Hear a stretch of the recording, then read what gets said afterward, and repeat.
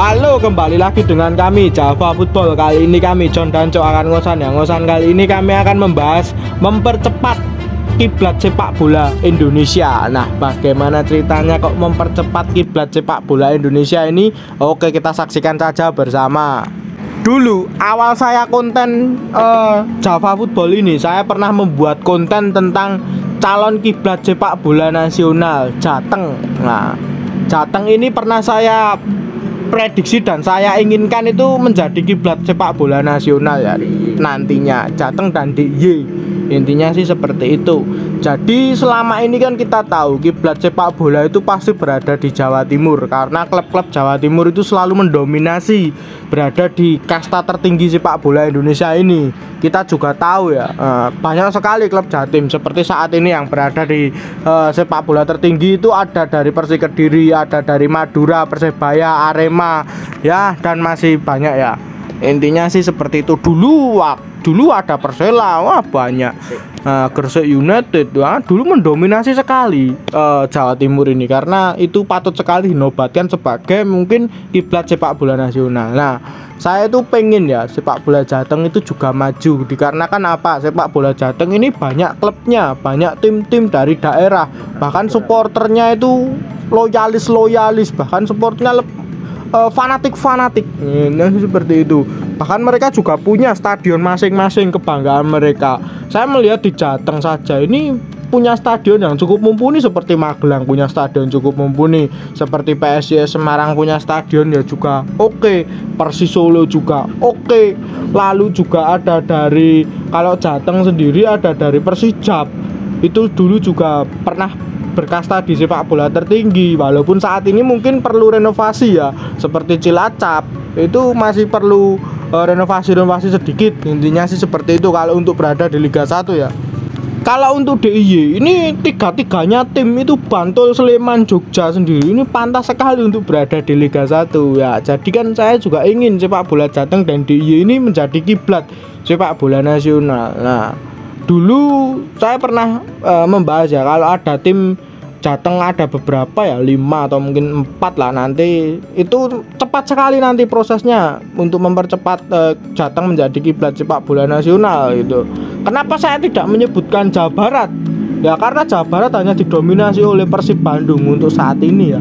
Jadi klub-klub yang lainnya itu seakan seperti mati, ataupun ya bukan mati ya bahasa kasarnya ya, ataupun tertinggal lah, intinya sih seperti itu. Kalau di Jateng ini banyak yang fanatik gitu. Dulu pernah berjaya tapi tenggelam semua gitu, ditenggelamkan atau memang tenggelam ya.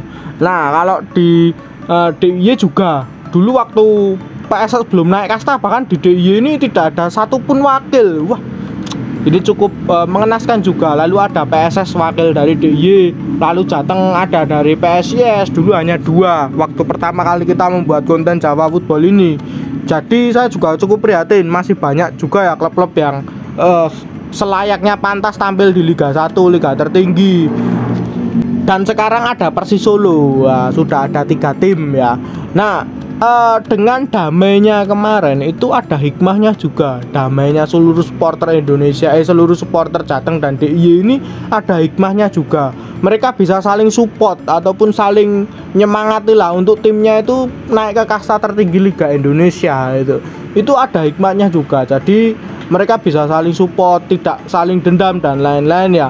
Walaupun memang rivalan itu tetap pasti ada, tapi kan rivalannya sekarang udah beda, rival sehat lah kalau bahasanya sih seperti itu. Jadi beda dengan dulu kan rivalitasnya itu nggak sehat ya, bahkan saling membunuh ataupun nyawa jadi taruhannya. Nah, jadi kalau sekarang itu kan enak, Persis sudah di Liga 1, rivalnya siapa? PSM Jogja itu saling nyemangati ya, udah munggah ndang Liga 1 gitu.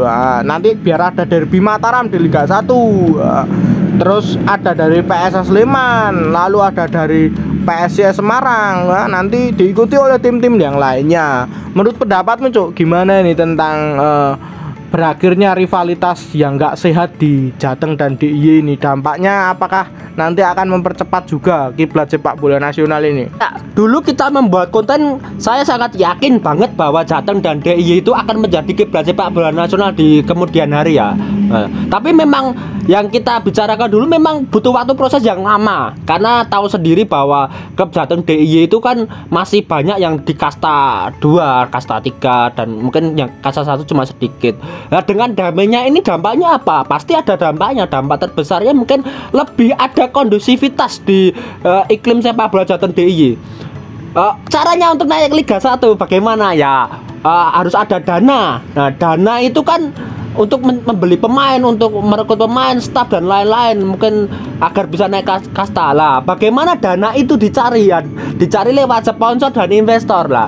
Nah, dengan kondusifnya supporter di Jateng DIY ini kan akan mempengaruhi sponsor dan investor. Jadi sponsor dan investor minatnya itu mungkin dua kali mungkin lebih lah ya daripada yang sebelum-sebelumnya, karena melihat bahwa tingkat keamanan di sepak bola Jateng DIY itu bagus loh. Tidak ada bentrokan, tidak ada korban jiwa dan lain-lain. Jadi sponsor itu mau investasi itu ya pasti ya bakal lebih besar. Ini poin pentingnya. Kalau sponsor dan investor pada mengakuisisi klub-klub Jateng dan DIY ya wes gampang lah, tinggal waktu dekat saja Jateng dan DIY menjadi kiblat sepak bola nasional. Karena bagaimanapun bahwa pondasi itu sudah tertata. Apa pondasinya ya? Infrastruktur. Seperti stadion di Jateng DIY ini bagus-bagus loh John, dibanding provinsi-provinsi yang lain loh.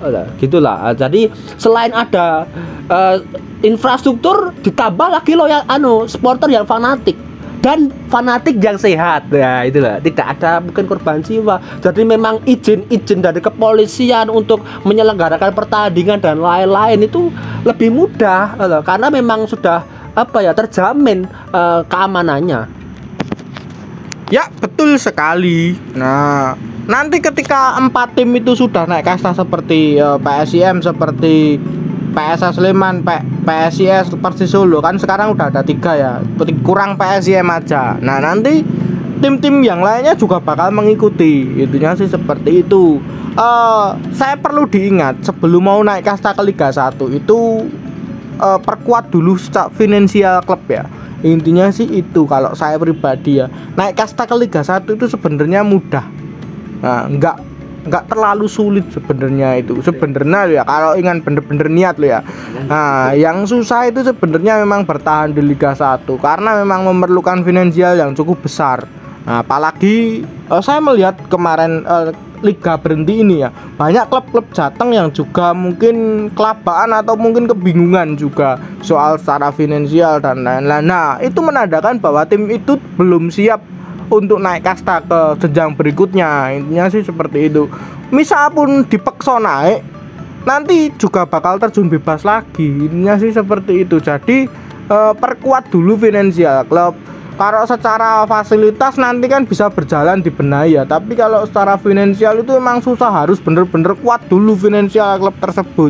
Seperti investor, datangkan investor yang mungkin supporter itu sudah tahu seluk-beluk investor tersebut atau siapa pemilik klub tersebut itu. Jangan asal ngawur lah ini. Kalau ngawur wah berat juga. Nanti klub juga bisa dijual ataupun klub juga bisa ya jual belikan lah, intinya seperti itu. Memang susah juga untuk investor itu. Kalau nggak bener-bener kita tahu seluk-beluk mereka itu repot juga. Sekejadian seperti PSS Sleman pernah mau dibawa ke sana kemari dan lain-lain. Lalu ada dari Persis Solo geblonyok sana geblonyok sini. Ya banyak lah ya klub-klub Jateng ini yang sering geblonyok soal investor. Investor itu sulit lah mencarinya sebenarnya, itu nggak gampang. Intinya sih itu ya.